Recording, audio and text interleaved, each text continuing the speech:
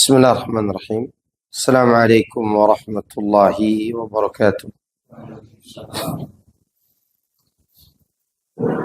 إن الحمد لله نحمده ونستعينه ونستغفره ونعوذ بالله من شرور أنفسنا وسيئات أعمالنا. من يهده الله فلا مضل له ومن يضلل فلا هادي له. وأشهد أن لا إله إلا الله وحده لا شريك له وأشهد أن محمدا عبده ورسوله صلى الله عليه وعلى آله وصحبه أجمعين وسلم تسليما كثيرا. أما بعد. Alhamdulillah, kita bersyukur kepada Allah Subhanahu wa taala atas berbagai macam nikmat yang Allah berikan kepada kita semuanya. Di antaranya nikmat Islam dan iman, dan juga nikmat memberikan kesehatan dan juga kesempatan, serta diberi taufik untuk bisa melaksanakan sholat Isya berjamaah. Kemudian kita lanjutkan dengan kajian rutin kita. Sekarang kita membahas kitab Al-Wajiz. Masuk pada pembahasan sholat berjamaah. Kemudian kita ambil poin kedua. Setelah sebelumnya kita membahas hukumnya. Sekarang kita bahas keutamaannya serta lanjutan dari pembahasan itu. Keutamaan sholat berjamaah tentunya lebih besar daripada sholat sendirian. Rasulullah sallallahu alaihi wasallam mengatakan, "Sholatul jama'ati tafdulu sholatal fardhi bi 27 darajah." Sholat berjamaah melebihi sholat sendirian dengan pahala 27 derajat. Ya. Hadis ini diriwayatkan oleh Imam Bukhari dan Muslim. Jadi salatul jama'ati tafdulu ala salatil fardhi bi 27 darajah. Kemudian hadis kedua, hadis Abu Hurairah. Rasulullah sallallahu alaihi wasallam bersabda, "Salatul rajuli fi jama'atin fil jama'ati tudha'afu ala salatihi fi baitihi wa suqihi 25 dhifan. Wa dhalika annahu idza tawadda'a fa ahsana al-wudu'a ثم خرج إلى المسجد لا يخرجه إلا الصلاة لم يخطو خطوة إلا رفعت له بها درجة وحط عنه بها خطيئة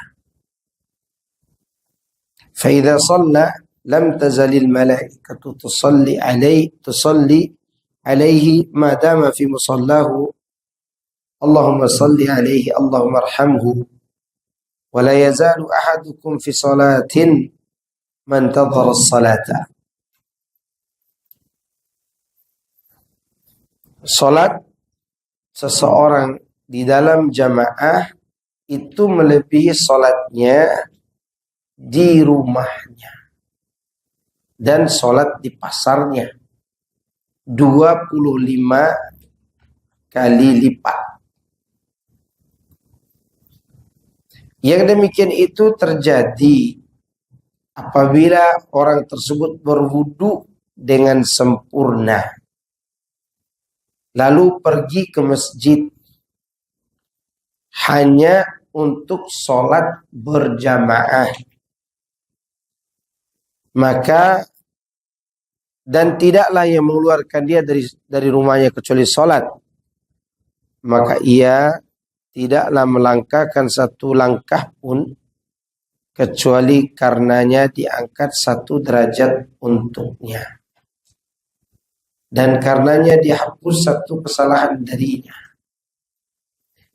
Manakala para malaikat senantiasa mencurahkan rahmat kepadanya. So, para malaikat itu mendoakan dengan berkata, Allahumma salli alaihi, Allahumma arhamhu. Ya Allah, limpahkan barokah kepada hambamu itu dan curahkan keberkahan kepadanya. Dan berikanlah rahmatmu untuknya. Senantiasa seseorang itu dan senantiasa seseorang di antara kalian dianggap berada dalam solat selama dia menanti solat berikutnya. Ya, selama dia menanti solat berikutnya. Baik, baterainya mati. Jadi ini berkaitan dengan keutamaan. Masih ada satu lagi hadis tentang keutamaan itu. Di mana Nabi SAW mengatakan, Man ghada ilal masjidi wa raha a'adda Allahu lahu nuzulan minal jannati kullama ghada aw raha. Barang siapa berangkat di waktu sore dan pergi ke masjid untuk sholat berjamaah, niscaya Allah menyediakan baginya tempat tinggal di surga setiap kali dia berangkat sore dan pagi ke masjid. Ya, jadi siapa yang berangkat pagi sorenya ke masjid, artinya dia aktivitasnya sholat berjamaah di masjid. Maka setiap kali pulang pergi di waktu-waktu tersebut, Allah siapkan baginya nuzulan. Nuzulan itu kata yang multi tafsir. Ada yang mengatakan tempat tinggal, ada yang mengatakan hidangan. Ya, yang jelas ini adalah balasan di surga.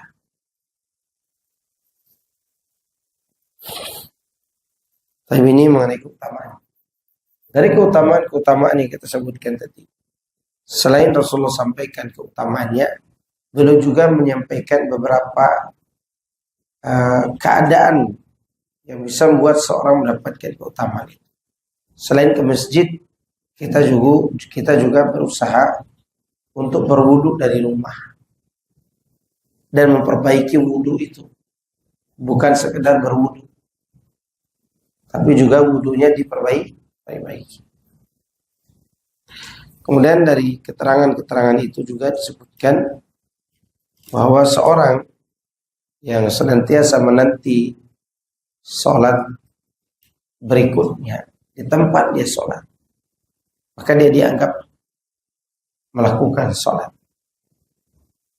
Ya, dan ini juga memberi isyarat bahwa bolehnya melakukan sholat mutlak untuk menanti sholat berikutnya. Jadi antum maghrib tadi sholat, nunggu isya, antum baca Quran di tempat ini, antum zikir, atau antum mau sholat mutlak namanya. Ya, ini menambah banyak pahala. Ya. Nah, kemudian di antara keterangan lagi bahwa setiap kali orang itu mondar-mandir ke masjid, setiap itu pula Allah siapkan baginya hidangan. Tentu semua ini adalah keutamaan yang sangat besar dan sangat agung. Nah, pertanyaannya adalah, bolehkah kaum wanita sholat berjamaah di masjid? Jawabannya boleh. Boleh-boleh saja. boleh kaum wanita itu sholat berjamaah di masjid. Ya. Dengan syarat mereka harus menjaga diri dari fitnah atau hal-hal yang dapat menimbulkan gejolak syahwat dan kiranya mengundang fitnah, yaitu berupa perhiasan atau wangi-wangian dia dihindari. Ya, kalau dia dapat menghindari fitnah itu insya Allah semua dibolehkan. Ya. Sebagaimana Nabi Sallallahu Alaihi Wasallam berkata dalam riwayat Al-Imam Abu Dawud, ya, dari sahabat Abdullah bin Umar radhiyallahu anhuma, dari Nabi Sallallahu Alaihi Wasallam beliau bersabda, "La tamna'u nisa'akumul masajid wa buyutihinna khairul lahunna." Janganlah kamu sekalian mencegah istri-istrimu pergi ke masjid-masjid.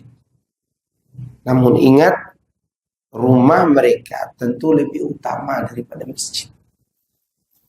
Ya, kalau istri antum mau ke masjid, ya jangan dilarang. Tapi kasih tahu juga, rumahmu lebih baik.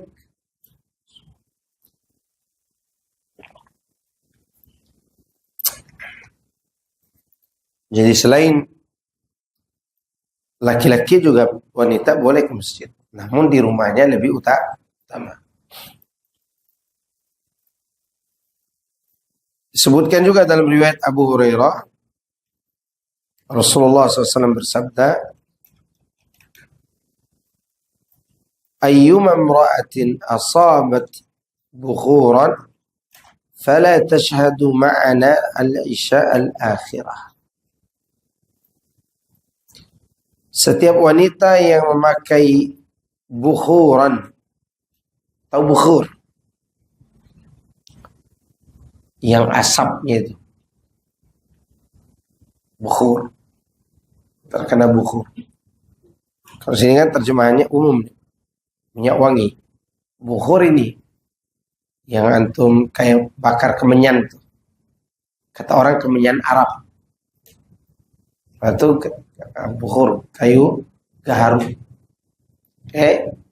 Pakaiannya kena itu, jangan ke masjid. Apalagi pakai parfum. Ya. Terkena itu saja tidak boleh. Jangan dia hadir sholat isya bersama.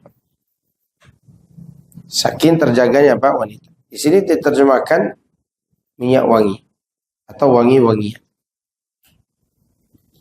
Padahal itu asap. Hanya karena kena apa? Asap. Tidak boleh hadir ke masjid. Lalu bagaimana kalau yang nyemprot, yang nempel? 5 meter sudah ketahuan cium wangi. Ini Ibu Tini yang datang. Dengan parfum khasnya itu tidak boleh. Bukan berarti juga seorang itu pergi ke masjid dalam kondisi bau, bukan. Tapi hambar. Apa? Hambar. Maka deodoran juga tidak masalah. Tapi yang menjadi masalah adalah kalau dia wanginya semerbak. Nabi SAW mengatakan, "La tamna'u ima Allah masajid Allah, walakin liyakhrujna wa hunna talifatun." Tadi sebutkan, janganlah kamu menghalang-halangi hamba wanita Allah ke masjid.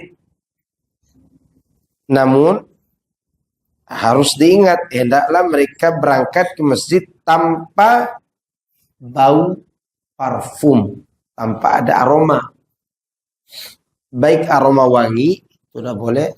Demikian juga tidak boleh juga ketahuan aroma keteknya. Ya. Tapi talifatun itu tidak beraroma. Ya, itu namanya talifat. Masih berkaitan dengan wanita. Rumah mereka lebih baik. Ya, rumah mereka lebih baik. Disebutkan dari Ummu Humaid As-Sa'idiyah. annaha ja'at ila Rasulillah sallallahu alaihi wasallam faqala, bahwasanya Ummu Humaid ini menemui Rasulullah sallam lalu berkata, ya Rasulullah, inni uhibbu salata ma'aka. Wahai utusan Allah, sungguh aku suka salat bersamamu. Di mana? Masjid mana? Masjid mana ini? Masjid Nabawi. Berapa kali lipat salat di situ? 1000 kali lipat daripada salat di tempat lain selain Masjidil Haram dan Masjidil Aqsa. Oke. Ini wanita ini katakan kepada Nabi, inni uhibbu salata ma'aka. Aku suka salat bersama engkau ya Rasulullah. Rasulullah mengatakan sallallahu alaihi wasallam, qad alimtu annaki tuhibbina salata ma'i. Aku sudah tahu kau pasti suka salat bersama aku. Benar-benar aku sudah tahu itu. Wa salatuki fi baitiki khairun laki min salatiki fi hujratiki. Namun salatmu di dalam rumah itu lebih baik daripada salatmu di rumahmu lebih baik daripada salatmu di dalam kamarmu. Sebenarnya ini bukan kamar. Salat di dalam rumah, salat di ruangan yang kecil dalam rumah itu. Ya. Wa salatuki fi hujratuki khairun laki fi salatuki fi dariki. Dan salatmu di dalam kamarmu itu lebih baik daripada salatmu di dariki. Dar itu ya rumah yang luas, yang agak luas. Wa salatuki fi dariki, salatmu di kampungmu, artinya rumah kampungmu, khairun laki min salatiki fi masjidi qaumiki, daripada kau salat di masjid kaummu. Wa salatuki fi masjidi qaumiki khairun laki min salatiki fi masjidi. Salat engkau di masjid tempat tinggalmu sana itu lebih baik daripada kau salat di masjidku ini. Ini khusus buat siapa? Wanita. Salat dia di masjid kaumnya lebih baik daripada salat bersama Rasulullah di mana? Di masjid. Nggak tanggung-tanggung ini. Salat di masjid Nabi, diimami Nabi. Luar biasa nggak keutamanya? Dikejar oleh kita. Laki-laki harus kejar. Kalau mampu ke sana. Tapi bagi wanita, ternyata salat dia di masjid, misalnya di sini, dekat Pasar Parung, salat musola Imam Bukhari. Itu lebih baik daripada dia sholat di mana? Masjidil Istiqlal.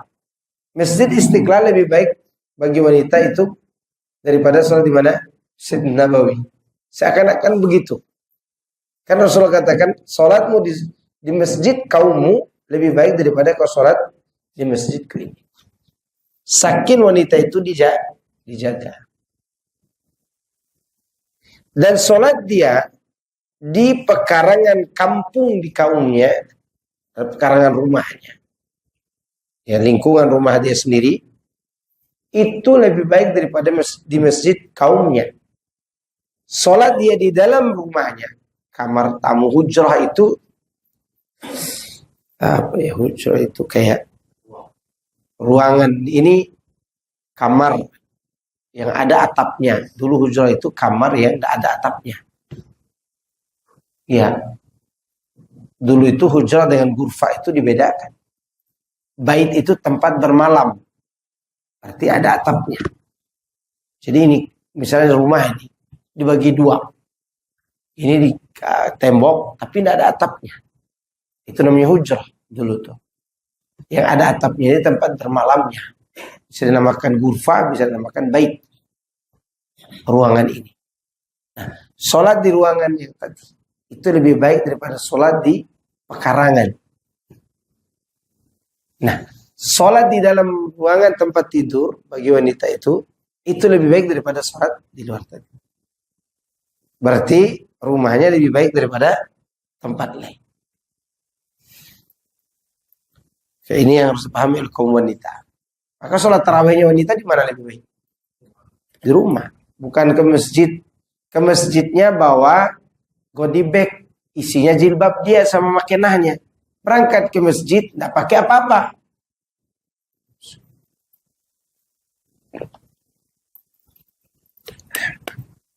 Dengan ketebalan gincu beberapa mili. Dan keharuman badan berjarak 10 meter. Pakai ke sana rok mini, baru ke masjid dia pakai mukena.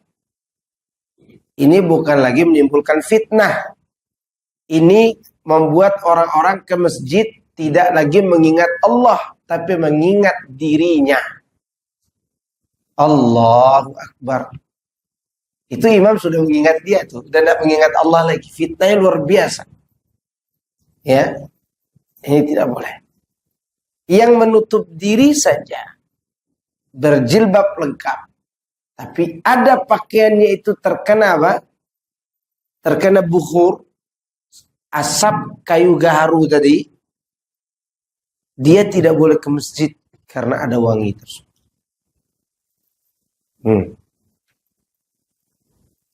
Atau orang itu sudah talifat, udah tidak wangi, tidak bau apa-apa gitu.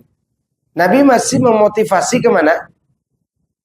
Ke rumahnya, bukan ke masjid. Ada wanita datang nih dari Bani Sa'idiyah. Iya, dia datang untuk mengungkapkan keinginannya. Tapi kata Nabi, kau sholat di rumahmu. Ya. Adab-adab ke masjid. Ini disebutkan beberapa hadis.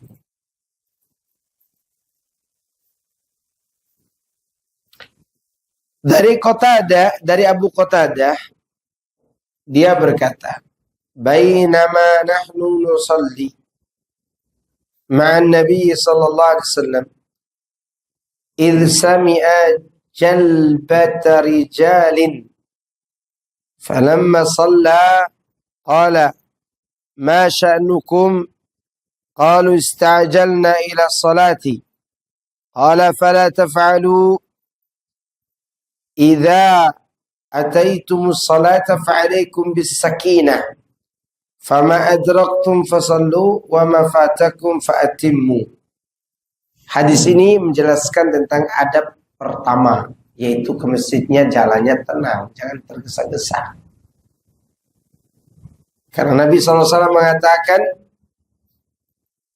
ketika kami, Abu Qatadah berkata, ketika kami sedang bersolat bersama Nabi SAW, tiba-tiba beliau mendengar suara gaduh orang-orang yang berangkat ke masjid dalam keadaan tergesa-gesa. Tatkala Rasulullah SAW selesai solat, beliau bertanya, apa yang terjadi pada kalian? Mereka menjawab, kami tadi terburu-buru ingin ikut sholat berjamaah. Beliau pun bersabda, janganlah kalian berbuat begitu lagi. Apabila kalian hendak datang ke masjid untuk sholat berjamaah, maka kamu harus berangkat dengan tenang. Tenang. Ya. Apa yang kamu dapati, maka sholatlah seperti mereka. Dan apa yang luput darinya, maka sempurnakanlah sendiri. Itu. Tidak perlu tergesa-gesa lari, ngos-ngoskan. Kapan baca Al-Fatihah? Ya, atau tidak khusyuk akhir. Jalan dengan tenang. Kemudian adab berikutnya masih berkaitan dengan larangan tergesa-gesa. Dari Abu Hurairah radhiyallahu anhu, dari Nabi sallallahu alaihi wasallam. Dia bersabda, "Idza sami'tumul iqamata famshu ila salati wa 'alaikum bis sakinati wal waqari wa la tusri'u fama adraktum fasallu wa ma fa'atakum fa'tim." Apabila kamu mendengar iqamah, bukan adzan lagi nih. Dengar apa? Iqamah. Ya. Maka berjalanlah ke masjid untuk sholat berjamaah dengan tenang dan penuh kewibawaan. Serta janganlah tergesa-gesa. Apa yang kamu dapati dari sholat, maka sholatlah. Dan apa yang terlewatkan darimu, maka sempurnakanlah. Sama hadis. Jadi Nabi melarang apa? Tergesa-gesa. Karena itu mengganggu konsentrasi diri sendiri dan orang lain.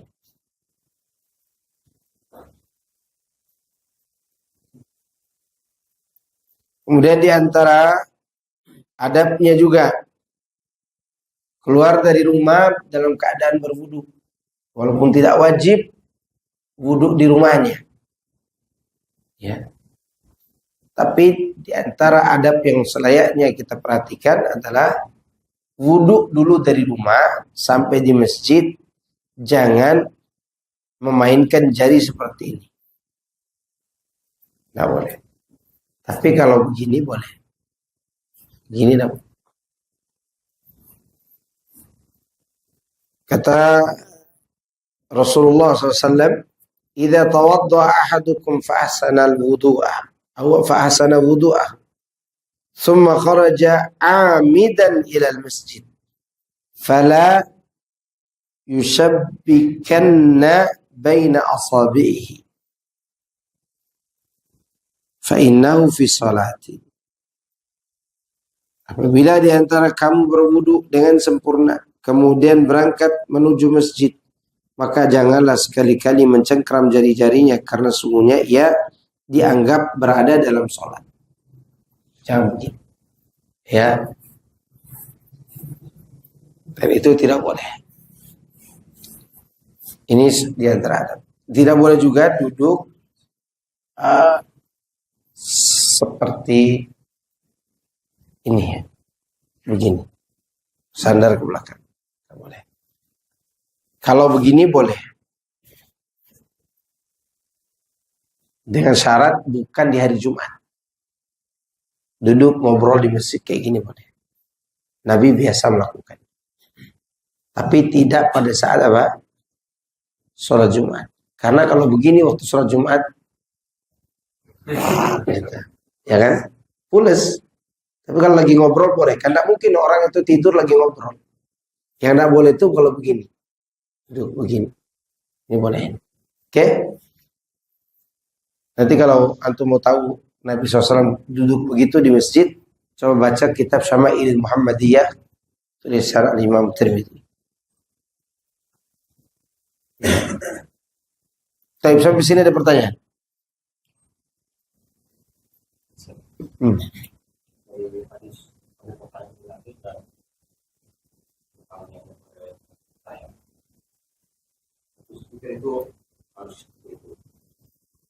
Selain kita sama dianjurkan untuk memperoleh tentang kemudian ada hadis yang seperti kalau tulis sholat marahum fi baiti ila iya sholat sunnah itu bagi laki-laki. Nah, kadang-kadang kan tidak ada bukti maksudnya. Oh, sebelum ke masjid sholat sunnah di rumah dulu. Barakallahu fiik.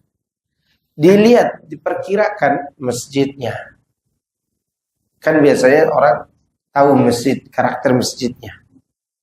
Kalau dia ke masjid tidak dapat takbiratul ihram karena sholat sunnahnya di rumah, maka hendaklah dia sholat sunnah di masjid agar dia dapat keutamaan takbiratul ihram bersama imam. Tapi kalau dia tahu qomatnya agak diundur, sholat sunnah di rumah lebih afdal.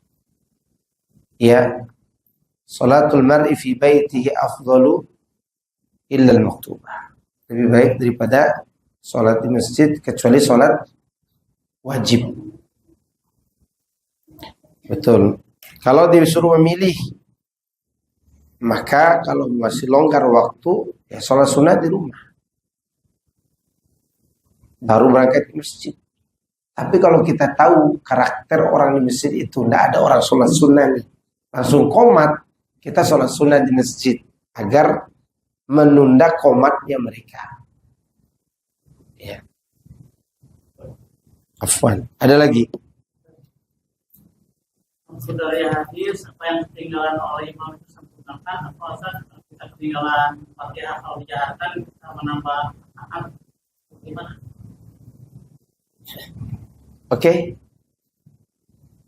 Bila seorang mendapati imam sudah selesai baca Al-Fatihah, lalu dia menjadi masbuk, diperkirakan dia masih sempat membaca Al-Fatihahnya, maka bacalah. Oke. Tapi kalau dia imam itu sudah wa amma bi ni'mati rabbika fahaddits, lalu dia sebagai masuk takbiratul ihram dulu, Allah Akbar, kemudian ruku bersama imam, maka tidak perlu ditambah rakaatnya. Dia sudah dapat ruku bersama imam. Seperti itu juga yang pertama. Ya. Kecuali ketika dia ruku, imamnya bangkit. Imamnya dia mau ruku nih. Allah, imamnya naik. Maka ini harus ditambah rakaat ini. Belum dapat berarti. Karena dia tidak dapat ruku bersama imam. Ya. Ini perhatikan ini. Contoh ini, siapa nama kamu? Hafiz di depan, Hafiz.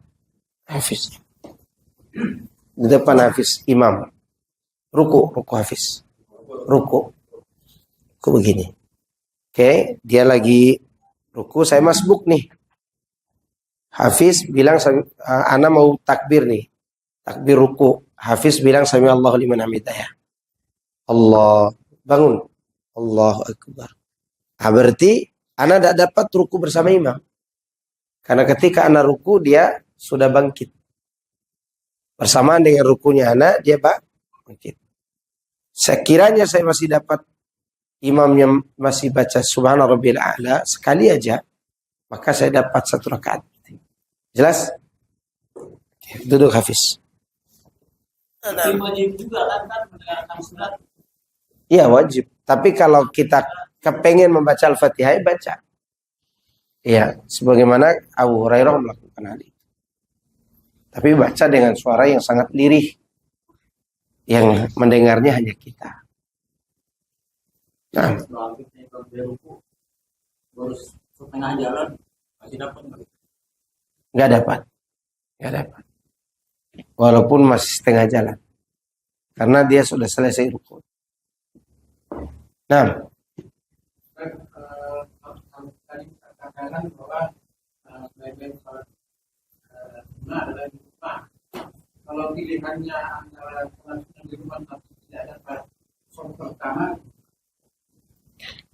kalau memang demikian kondisinya, tapi masih dapat takbir bersama imam, tidak dapat sholat di rumah tidak apa-apa, karena kan diutamakan. Ya, kalau bisa digabungkan, alhamdulillah. Tapi kalau tidak, sholat di rumah. Nah, ada lagi? Ini yang terkait berjalan dengan tenang dan tidak tergesa-gesa. Pernah dengar kan bahwa Rasulullah itu jalan seperti orang menurun gitu. Yaitu kebiasaan tabiat. Ini tergesa-gesa di sini sampai kita ngos-ngosan. Alhamdulillah dapat gitu. Kalau dari segi jalannya itu nggak masalah. Nggak masalah tabiat. Apalagi kata orang, anak punya kebiasaan jalan cepat. Anak jalan begini. Nah itu kebiasaan jalan cepat sebenarnya. Kata orang. Karena orang-orang yang pernah berangkat sama anak baik di bandara maupun di kereta, memang anak cepat jalan katanya. Tapi tidak ngos-ngosan, tidak menyebabkan itu tidak masalah. Ya, tidak masalah. Tapi kalau kita sengaja melambatkan, artinya kita tahu ini di depan masjid ini, ketika kita sampai kita masih dapat takbir bersama imam, maka tenang aja jalan. Ya, sambil berzikir kepada Allah dan baca doa berangkat salat. Nanti insya Allah akan disampaikan pada bab berikutnya. Doa-doanya. Terus ada lagi. Jadi tergesa-gesa itu artinya antum sampai ngos-ngosan sampai masuk sholat itu. Bukan cepatnya gitu. Bukan, itu tabiat biasa. Soalnya kalau jalan kan kayak ada ayunan. Iya. Nah,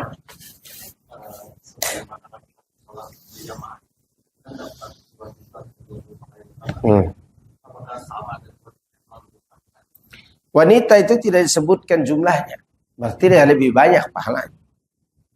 Kan Rasulullah katakan lebih baik di rumah. Berarti kalau dia ke masjid dapat 27. Wanita itu sama dengan pahala laki-laki. Tapi kalau di rumahnya lebih daripada itu. Jelas kan? Berarti wanita itu suka banyak-banyak pahala. Banyak. Iya, Mak. Ya, mudah-mudahan dengan itu Allah berikan kebaikan buat mereka. Ada lagi? Kalau hari Jumat pada saat khutbah, yang saya perhatiin ya, banyak itu yang apakah dia pura-pura tidur atau hampir dengerin juga, tapi saya itu bagian kita itu nggak mendengar. Itu sholat Jumatnya seperti Sholat Jumat kurang pahalanya, tapi sah sholatnya. Sah sholat. nggak sampai batal. Enggak, insya Allah. Tapi kalau dia sampai ngorok, wudu lagi. Masalahnya adalah khotibnya yang ngorok. Itu jadi masalah. Apa yang terjadi kalau begitu? Makanya orang yang khutbah Jumat itu dia harus betul-betul memiliki kemampuan agar orang-orang itu mendengar. Ya jangan monoton dibaca aja seperti berita. Begitu dia baca salah buka halaman, ternyata babnya udah bab lain gitu. Jadi ini pernah terjadi, khotibnya sejam dia baca. Jadi di masjid itu buka, ternyata si bapak yang khutbah ini buka judul baru. Gitu. Jadi judul yang mau selesai ini tinggal setengah halaman, tinggal halaman satu halaman. Dia buka judul baru, nambah lagi halamannya. Yang ajibnya itu dia tidak merasa kalau dia ini udah berubah tema ini. Nah yang seperti ini pasti ngantuk semua. Kalau enggak, semua kena corona batuk. Gitu. Ya. Ini terjadi. Maka terkadang kesalahan itu bukan karena kesalahan makmum juga. Kesalahan khotib. Apalagi khotib kampung tidak paham bahasa Arab. Ya. Tapi ada lagi. Nah yang belakang sana. Di redaksi yang kan ada istilah seperti biasa seorang yang dianggap berada dalam sholat selama kalau dalam mempunyai kondisi dengan ngobrol atau tidur itu Ngobrol yang tidak melalaikan tidak masalah. Ngobrol apa aja ngobrol yang bermanfaat. Tanya jawab seperti ini atau yang lainnya tidak masalah. Tapi kalau tidur ya tidak, karena ada hadis lain mengatakan malam yuhdits, selama tidak berhadas dan tidak mengganggu orang lain. Kalau mengganggu orang lain itu bermasalah. Nah, ada lagi, Pak. Ya, tadi kan larangannya bunyi bangunnya jaga yang pakai kos-kosan. Gimana kalau kita sedikit bukan cepat dari kebiasaan kita, tapi Tidak masalah. Tidak masalah sebenarnya. Ya jangan sampai mengganggu juga. Kan di antara bentuk ilah larangannya itu adalah mengganggu orang. Kan Nabi tadi mendengar itu gerasak-gerusuk orang di belakang. Nah, itu maka Nabi menegur. Kan sampai mengatakan idza sami'tumun nidaa sudah dengar qomat ini, idza sami'tumul iqamah, fa'alaikum bisakinati wal waqar. Kamu tetap tenang dan berwibawa. Oke? Terus ada lagi?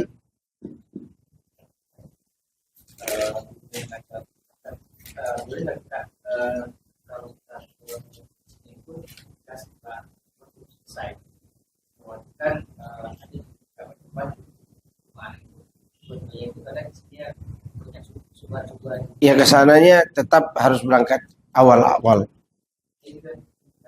Ya dengar, sekedar dengar. Yang salah itu antum buang aja.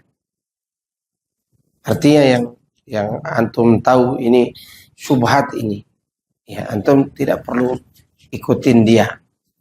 Artinya sekedar tahu aja bahwa ini adalah syubhat. Ya. Tapi kalau cari masjid yang lebih sedikit mudarat khotibnya, maka tentu itu lebih dianjurkan. Iya tetap, jangan sampai kita tidak mendapatkan keutamaan waktu awal ke masjidnya. Sampai ada seorang syekh dari Irak. Orangnya dari Irak. Alhamdulillah dia salafiyun. Dia sebenarnya tidak mengerti bahasa Indonesia secara utuh, sedikit-sedikit. Kata dia, saya kalau datang ke masjid ini Ustaz, syekh, dia seorang alim sebenarnya. Saya kalau datang Jumat di sini hanya menunaikan kewajiban saya. Ya, anak dengar di khutbah. Ya segitu-gitunya. Ya. Kalau saya tengok kanan kiri udah pada ngorok. Itu menunjukkan bahwa tetap datang. Ya, waktu itu dia datang ke masjid yang sama waktu anak khutbah. Iya. Nah, ada lagi. Cukup? Oke, udah jam 8:30. Belum? Masih ada 7 menit. Ada bertanya lagi? Ini lagi baca apa? Mantap. Kalau sholat mustahab, apakah ada batasan atau mampunya kita aja? Salat apa? Mutlak. Ya batasnya ada. Kalau udah adzan berhenti. Kalau di hari Jumat ketika imam naik mimbar. Nunggu datang imamnya sholat mutlak. Nah yang tidak ada batas. Kemudian dibatasi juga dengan waktu yang terlarang. Waktu yang terlarang. Nah yang tidak ada batas waktu terlarang itu di Masjidil Haram. Satu aja yang membatasinya, yaitu khatib naik mimbar dan sholat berjemaah. Oke? Maka orang yang sholat mutlak di Masjidil Haram itu walaupun di waktu terlarang dibolehkan. Bolehkan. Itu khusus Masjidil Haram. Terkait dengan baca Iya. Sholat subuh fadilahnya sekian. Sholat sunnah rawatib secara umum dibangunkan rumah di surga. Ada sholat sunnah muakkadah, ada sholat witir, ada sunnah ghairu muakkadah. Itu bertingkat-tingkat beberapa hal. itu sebenarnya beliau bahwa dikatakan bisa Sholat apa aja sebenarnya sih akan datang ke rezeki, tapi tidak diniatkan untuk cari rezeki. Itu sama halnya antum jadikan sholat sebagai jimat. Ya, sholat aja untuk mencari ridho Allah Subhanahu Wa Taala. Mau sholat dua atau yang lainnya, tetap mendatangkan rezeki. Allah berfirman, wa'mur ahlaka bis salati wastabir 'alaiha. La nas'aluka rizqa, nahnu narzuquka. Wal 'aqibatu lil muttaqin. Wal 'aqibatu lit taqwa. Perintahkan keluargamu untuk sholat. Sabarlah melakukannya. Kami tidak meminta rezeki darimu. Kami akan beri rezeki kepadamu. Disebutkan dalam tafsir At-Tabari bahwa dibawakan beberapa pendapat para tabi'in. Ya siapa yang sholat, maka kami beri rezeki. Nah, di sini sholat apa? 5 waktu. Dan sholat apa aja, ya. Sholat witir, sholat duha. Mengkhususkan sholat duha untuk mencari rezeki, ini butuh dalil. Butuh apa? Dalil. Lagian sholat duha ya semampu yang kita lakukan. Sholat duha itu utamanya bagus, tapi masalahnya adalah banyak orang yang ingin menjadikannya sebagai jimat mencari rezeki. Iya, bahkan ada yang menjadikan sholat tahajud sebagai jimat juga. Hanya sholat tahajud dilakukannya, sholat 5 waktu enggak. Dan jimat untuk apa itu? Kata dia, jimat untuk mendapatkan wanita idaman kita. Jadi ilmu pelet. Sholat bayangkan jadi ilmu pelet. Dan disitulah iblis bermain. Maka ketika dikatakan sholat dua akan memperluas rezeki, dalilnya mana? Karena butuh dalil.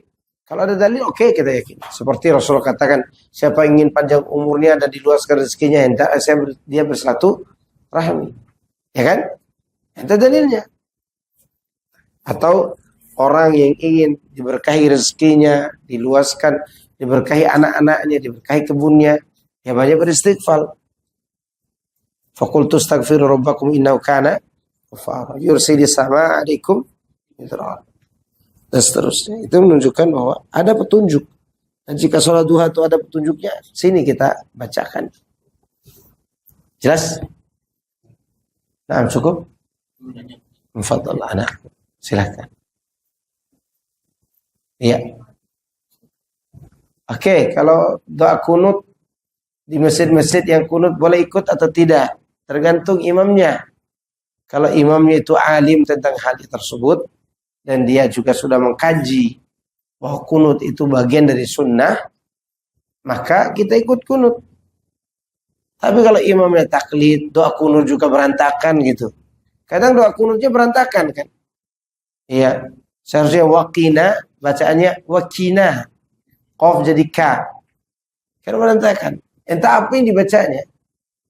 Ya. Maka tidak perlu diikuti. Kalau dia tidak tahu tentang ilmu. Masalahnya saya juga tidak tahu Ustaz. Kalau dia itu masalah. Ya. Ya tanya orang. Biasanya orang-orang yang hafal Quran dari kalangan imam-imam yang di kampung-kampung ini, mereka juga rajin juga kok meneliti kunut itu dalilnya apa.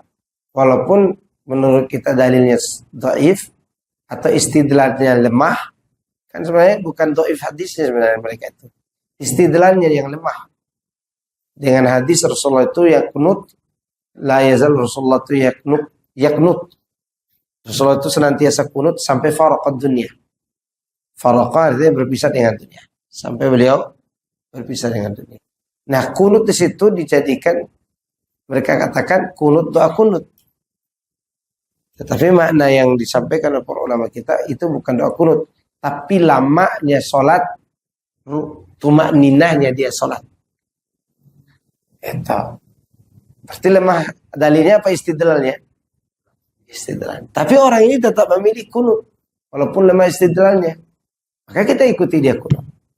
Seperti yang dijelaskan oleh Syekh Ali Hasan Al-Halabi rahimahullah ta'ala. Jelas?